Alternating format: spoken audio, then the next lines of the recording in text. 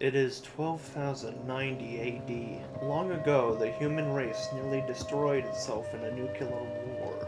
Our folly was foreseen by the vampire lords known as the nobles, emerging from the shelter of their crypts to rule the survivors.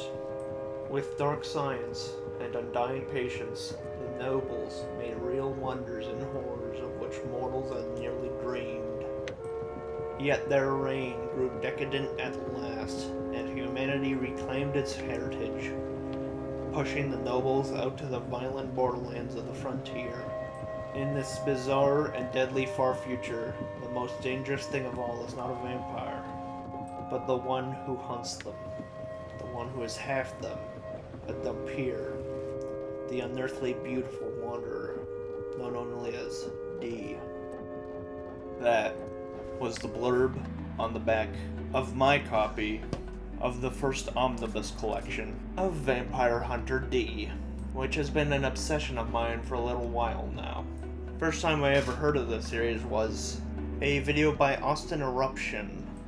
Can't find the exact one. I don't think it was Forgotten Anime Games. That one has a quick mention of it, but I'm pretty sure there's more. Now, that video might have piqued my interest on Vampire Hunter D, but I didn't actually read any of it until one day where I was at Value Village and saw a copy of Twin Shadow Night, the 13th book. Now, there was two things that sold me on it. One, I recognized the name, heard it was good. And two, I saw that the art was done by Yoshitaka Amano, the Final Fantasy guy, so I picked that up. Pretty good. I liked it. Later on, I was at Chapters and I saw the first omnibus. Got that, read that too. Now, I'm not a book reviewer. I'm not gonna talk about the books too much. Now, they took me a while to get through. I personally can't read a whole book in a weekend. But apparently Harvard students can't do that anymore either, so yes, that is a real article. Now, this is about the adaptations. The first book had an OVA adaptation, which is pretty good. 40th anniversary happened while I was making this video. If you like classic 80s anime, give it a watch.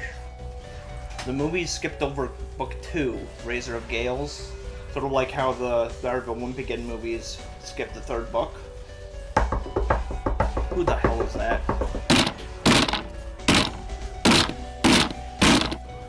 Now, given that the first two Wimpy Kid movies mainly prioritized adapted gags from their respective first and second books, it created an expectancy for the third movie to adapt the third book. How do you sound so bored? You just broke into my house. But with Wimpy Kid's two adaptational trilogies, this formatting consistency was neglected twice. Now, due to the book series being formatted around diary entries of a crooked middle schooler, the structures weren't super linear.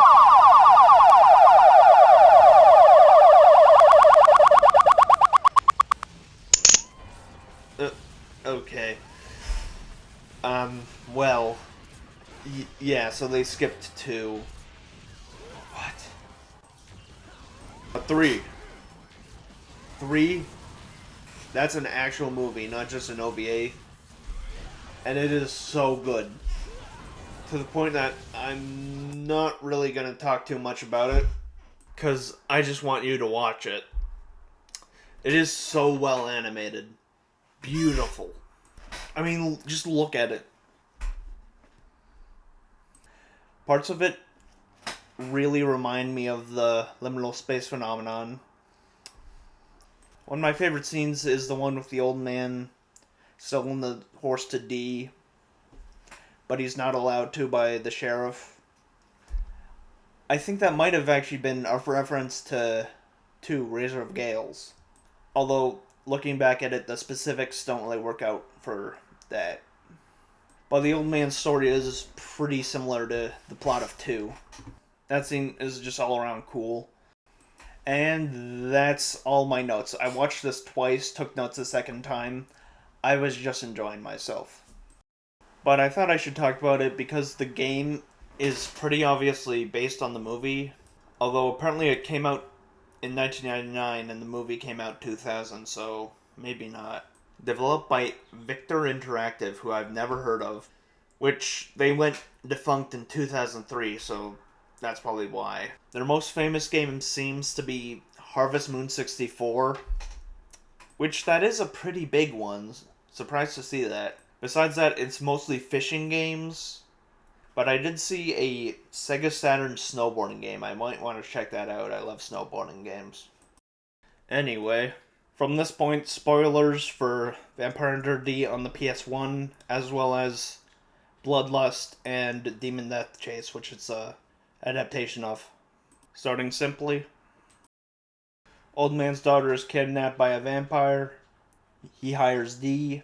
His son hires the Marcus brothers, and it's a race to see who can get her first.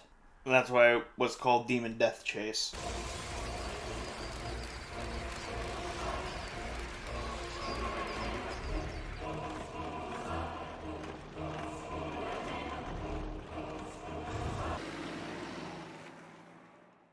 Yeah, this isn't from the movie. So he arrives, so yeah, he has a talking hand. That's a pretty major character. If they made a new movie, it would be played by Jack Black, obviously, which would be awful. So it's a survival horror game, as was the style of the time, though kind of unfitting for such an overpowered character. Also, one of the most exhausting genres for me to play. This game took me 2 months for a 7-hour playthrough. Though, to be honest, it might be lack of experience, because this is the 4th survival horror game I've played after Silent Hill 1 and 2 and Resident Evil 1. It's no Devil May Cry. Starting off, while I was still getting a hold of the controls, there was a boss fight with Meyer Link, or Mayor Ling. This series has a strange translation history. Keep calling dumb peers done peels. Boot you back to the title screen, and I didn't save, so I had to restart. That was fine. But I decided to go the other way, and when I returned to the room, he wasn't in there anymore, so that fight was optional. It's pretty hard to get used to the controls of. Tank controls, obviously, though I'm fine with those now. I went through 3 controllers while playing this game. 2 old ones, and then I bought a new one because of drift. Got a Holofit controller now, so that's really good. I wish L1, the run button, was a toggle. My biggest issue with the game's controls is probably the inventory being not that responsive. Or, on the other hand, too responsive.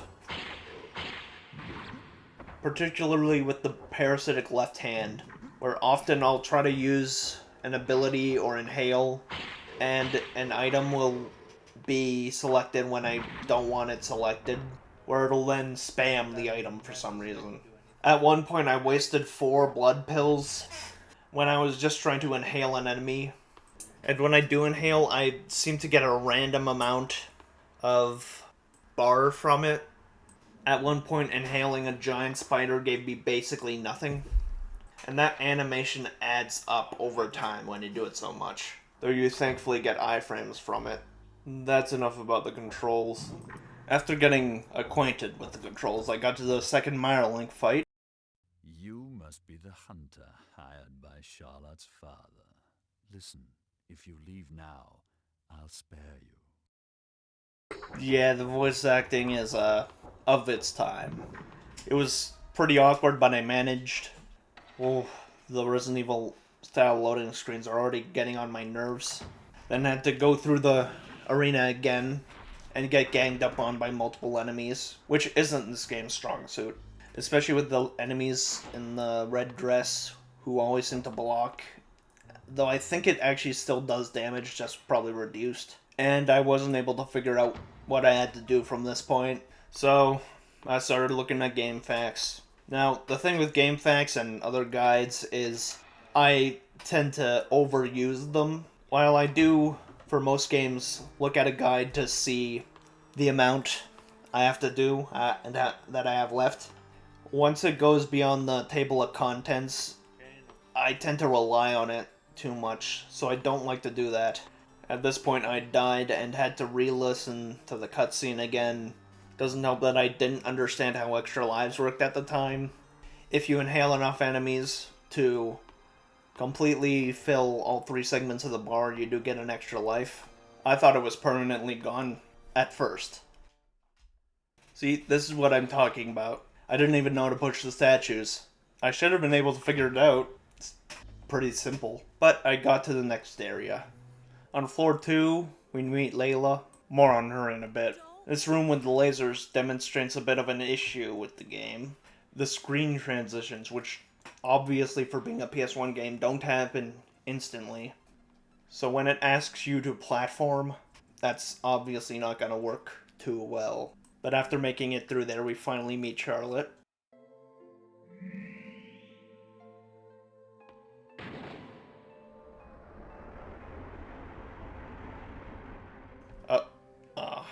Damn it. Well, guess we're doing this now.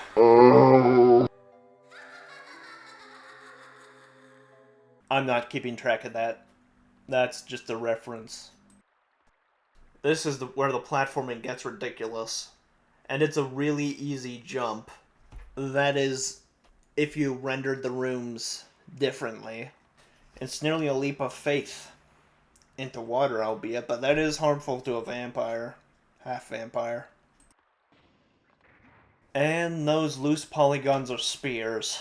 Or spikes. Having saved myself with very low health next to a poisoned enemy, I had to try the wooden darts, which are surprisingly good. I usually don't use stuff like that. Just complicates it in my mind. But they do have a use.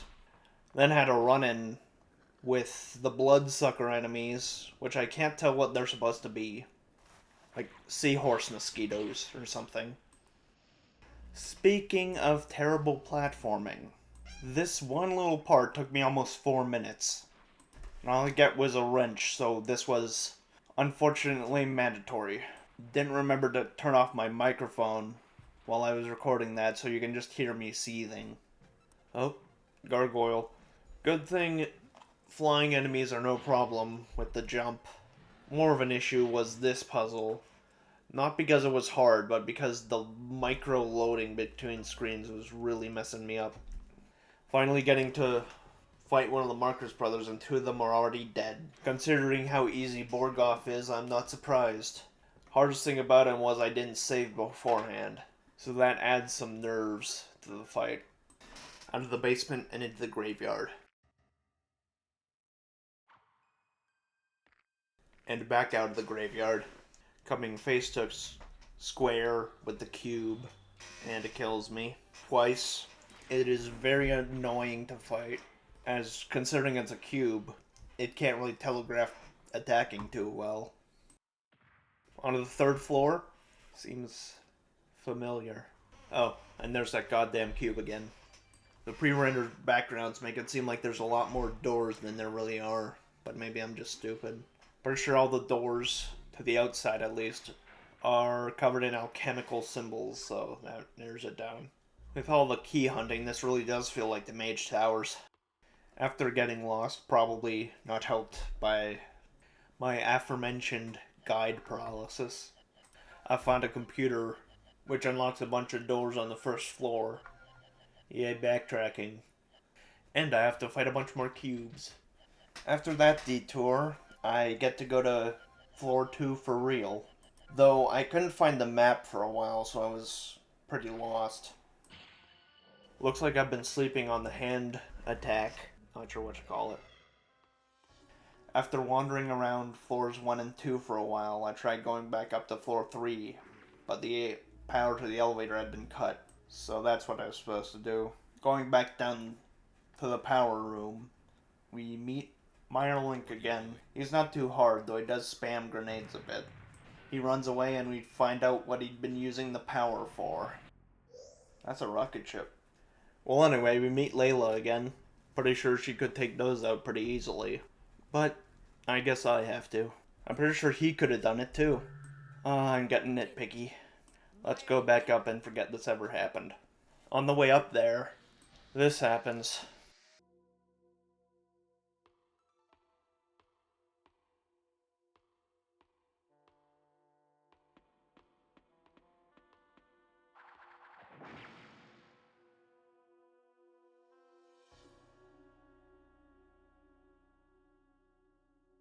Pay no attention to the man behind the curtain. But I can't absorb anymore, or use healing or attack spells, which definitely could have helped with this.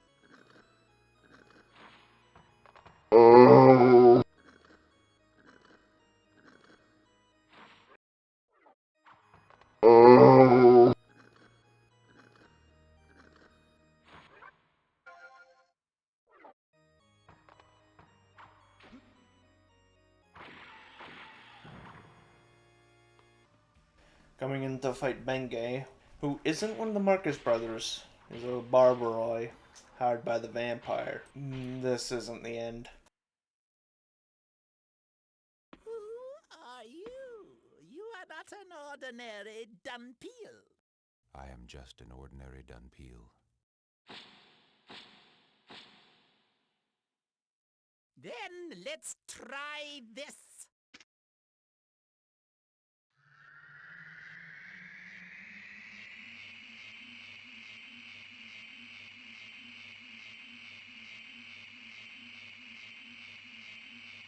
You Dunpeels can't take sunlight very well, can you? This is an artificial sun. Show me what you can do in this much sunlight.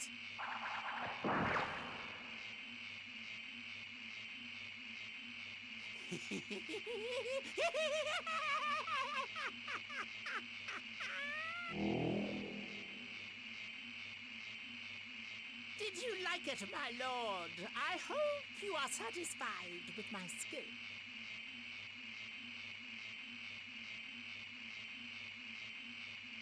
Not even a Dunpeel can recover from the damage of a stake pierced through the chest.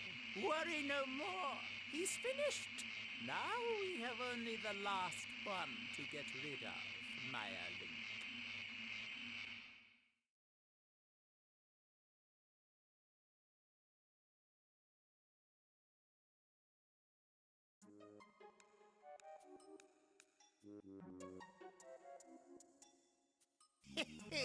It's been a while since I had a major role.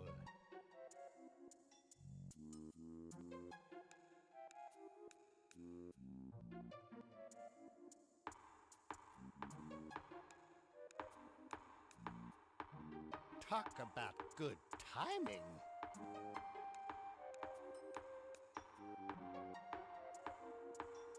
Leila.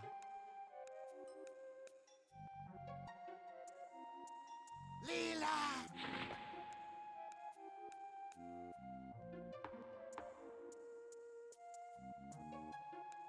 Oh my. A hand is talking to me. Hello. I live in Dee's left Yep, hand. it's time for the obligatory left hand saves the day scene. I'm pretty sure this Dee's is in left hand? all of them, at least that I've read. And now we get to play as Leila, Dee is in which trouble. basically means Me too. this is just Resident Evil. Taking the elevator back to floor 3, and there's a cutscene meeting Charlotte. After that, I go ahead, get told to go back, it's too dangerous, and I am done as Leila. That's it. They made an entire playable character, and you don't even do anything new as her. Didn't even get to play as her for 10 minutes.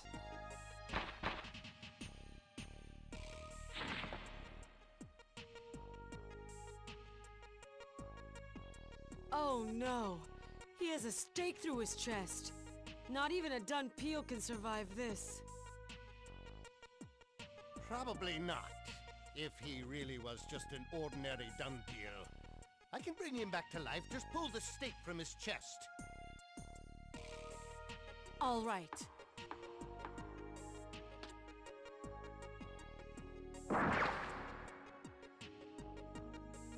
Maybe it would have been better off for him to stay buried, but I still want to live in him for a while.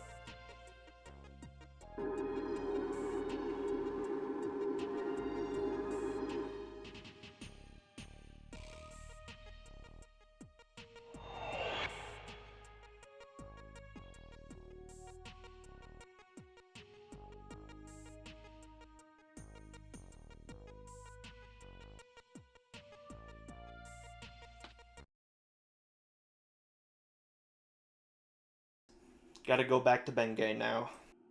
Probably could have done that the first time. He's still pretty easy. This planet room is ridiculous. Have no idea how you're supposed to do it without getting hit. But I got the key to floor 4. Speaking of ridiculous, the gem puzzle. Gotta try to cut them when they're the same color, but they cycle pretty fast and have really wonky hitboxes. Took me about 6 minutes, but with what it was guarding,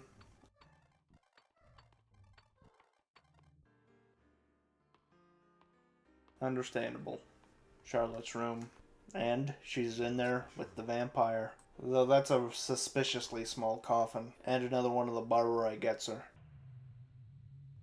Hell yeah, give me that PS1 FMV. Shame about the slowdown though.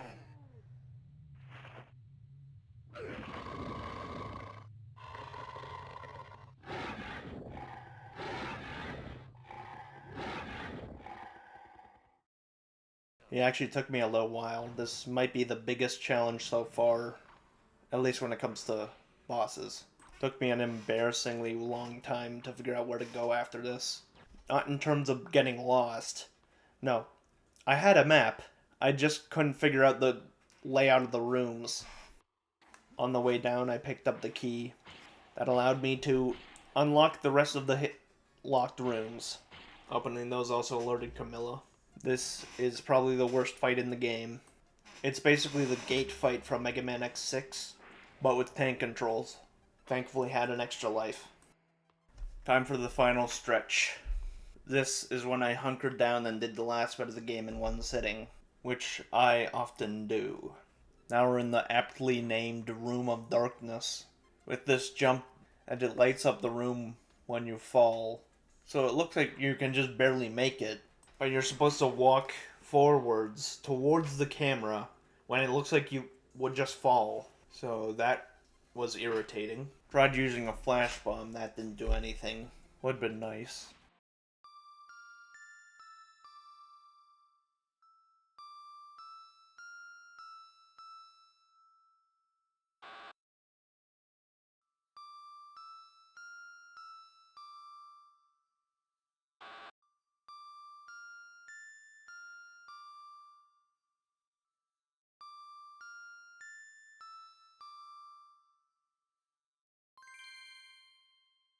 Almost feel like I learned some music there. God, I'm tone deaf. Wait. D, are you gonna continue in this risky business after this job is finished? I am a done peel. I don't get to have a life as a human. What? Help! Borgoff, you're alive!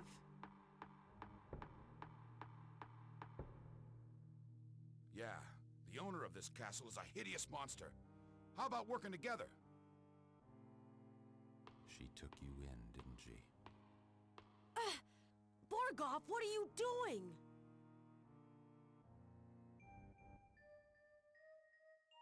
Don't come any closer!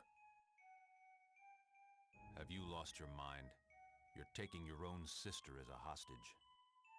No! Stop! My sister, eh? She's their sister again? Does that mean that scene also happened in this version? Luckily, Borgoff's still really easy, even as a vampire. So easy, I accidentally skipped the cutscene while beating him. Finally getting to fight Carmilla, and she has a lot of my pet peeves for bosses. Her openings are really unclear. She has a massive swipe that seems to cover everywhere. A lot of it is just waiting in one corner, slightly dodging. Maybe I'm just impatient, but I've always had a problem with these sorts of bosses. This is why I'm not a huge fan of a lot of Metroid bosses. Or the one that reminds me the most of this, which is, weirdly, the final boss of Mega Man X1. I don't know why she keeps aping Mega Man bosses, but I guess I have pretty low standards because I didn't hate this boss too much. And when she's finally defeated, she gets sucked up like Dale Cooper, so that was funny.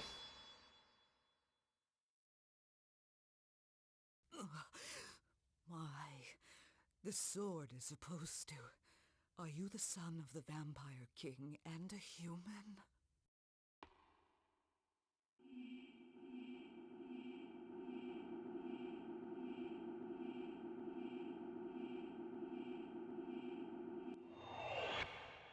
Now the final battle with Meyerling. And this is comparatively a pretty good one. Sets a nice tone with the weird love ballad in the background. Feels pretty fair, none of the attacks are too nonsensical. In my notes it says cool block thing happened during final boss with a lot of sparks and I died, but I can't find that.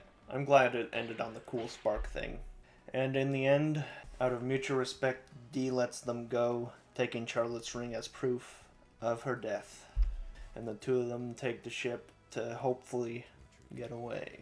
Gotta say, both after 3 months of trying to beat this game and 2 months of trying to record myself talking about it, it is so satisfying to see that castle crumble again. God, I want to like this game more than I do. I mean, it is the only game based off what is probably my favorite book series, but it's a middle-of-the-road PS1 survival horror. If you've played all those and really want more, this one's not bad. It's not Countdown Vampires. But there's not too much reason to play it unless you really, really like D like I do. Don't take that out of context. And this series really deserves more love and more adaptations. I'd love to see either another movie or a full TV series or a game.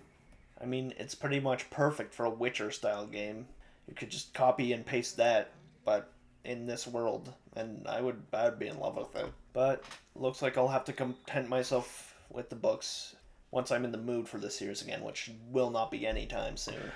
I've spent the better half of the year working on this video, and that's embarrassing.